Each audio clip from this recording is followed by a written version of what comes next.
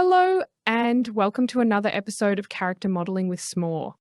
This week, we're going to look at a really cool tool that makes hair textures super fun and easy to make. Before we start, please like and subscribe. And now, here's S'more. All right, so this is a recent project. You might have seen a couple of my videos on JD here. And I'm showing you this to you because I did use Hair Strand Designer for his hair. I'm not saying this is like a super fantastic example of hair, but I am happy with the textures themselves, the hair textures themselves.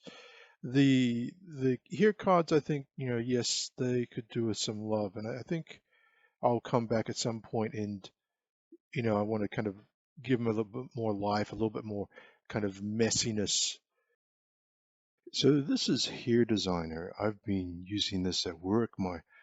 My colleague, my boss, Jana, put me onto this, and it's a real mom and pop tool. It's, I think, relatively speaking, pretty cheap. And to be clear, I'm not getting paid for this. I'm not in, like I don't get anything out of this. I'm just kind of sharing this because I've been using it at work, and I think it's pretty cool for, cool little tool for generating hair textures.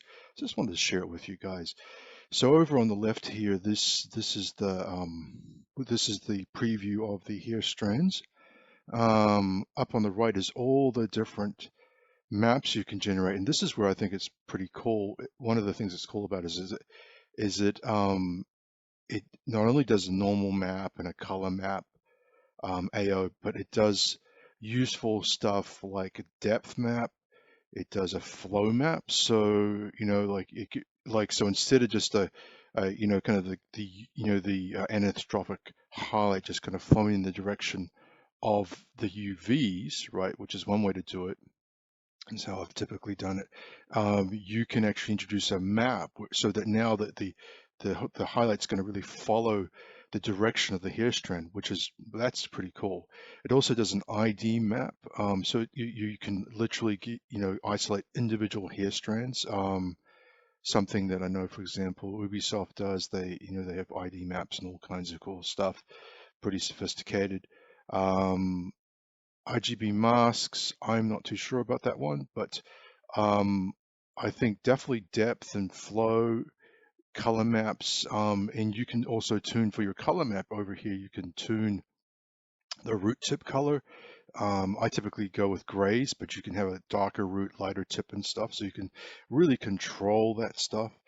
And of course, you can tweak the kind of the look of the hair strands.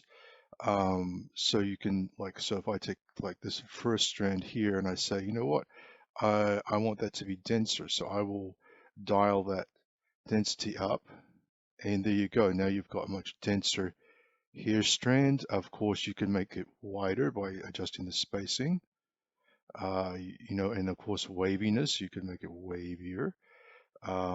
Wave frequency, so now you've got like real kind of frizzy hair, which I think so. This is pretty cool, and I think you want, as far as the kind of the curve of the hair, you want to control that with the hair cards themselves. So I think this works well, and of course you can have more or less kind of cards. You can. I like to just do 3 or 4, but you could introduce more cards into the scene here.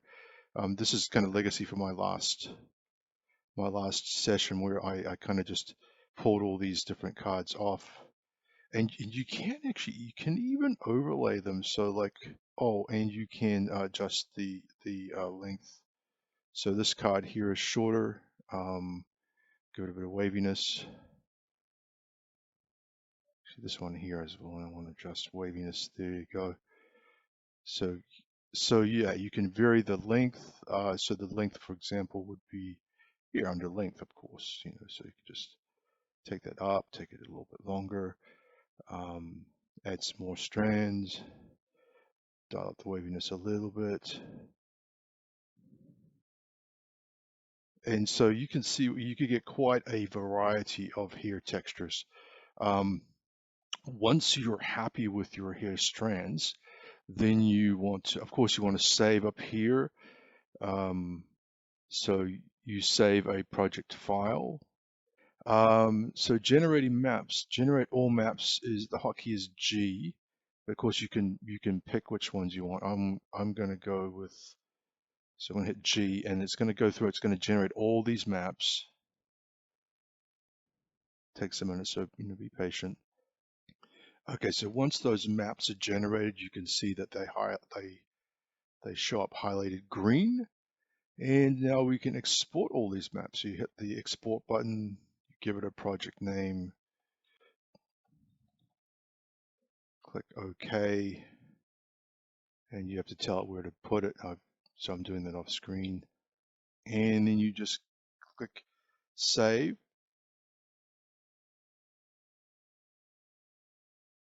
And it thinks for a moment, exports that map, comes up with the next one. So it's a little mum and pop's a little clunky, but not an issue really. So clicking save, you just go through each map like this. So here we are in Photoshop with all our new maps, starting off with the ambient map. By the way, my strands are quite thick. You'll notice they're quite thick. Here's our mask. That's also adjustable, so you can tune the thickness of your individual strands. I just made them thick for my own kind of reasons, and also just so it's easier to see on screen. So we've got an AO map. This is the color map, so here you've got like kind of the darker roots and lighter tips, and we could introduce some more white into that if we wanted, a lot of freedom over that. I do the grayscale, so then I could tint it, in the shader, so I've got the overall value controlled by the color map, and then I use a tint to kind of tune the color. But you could also do colors, like if you wanted to have like a different colored root to the tip, you could totally do that.